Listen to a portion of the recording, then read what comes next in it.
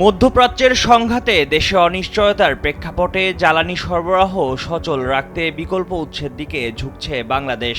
জ্বালানি বিভাগ থেকে পাঠানো এক প্রেজেন্টেশন পেপারে তথ্য তুলে ধরা হয়েছে। প্রতিবেদনে বলা হয়েছে, রাশিয়া থেকে বড় পরিসরে ডিজেল আমদানির উদ্যোগ নেওয়া হচ্ছে।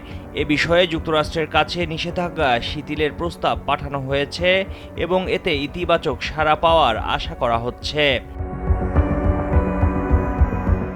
ভারতের সঙ্গে বিদ্যমান চুক্তির আওতায় ফিলিপাইনের মাধ্যমে জ্বালানি সরবরাহ জোরদার করার পাশাপাশি অতিরিক্ত আমদানির বিষয়েও আলোচনা এগিয়েছে। ইতোমধ্যে 22,000 মেট্রিক টন ডিজেল সরবরাহ নিশ্চিত করা হয়েছে। এদিকে ইন্দোনেশিয়ার সঙ্গেও নতুন সরবরাহ ব্যবস্থা নিয়ে অগ্রগতি হয়েছে। দেশটি থেকে দুটি কার্গোতে প্রায় 60,000 মেট্রিক টন ডিজেল আমদানির প্রক্রিয়া চলমান রয়েছে।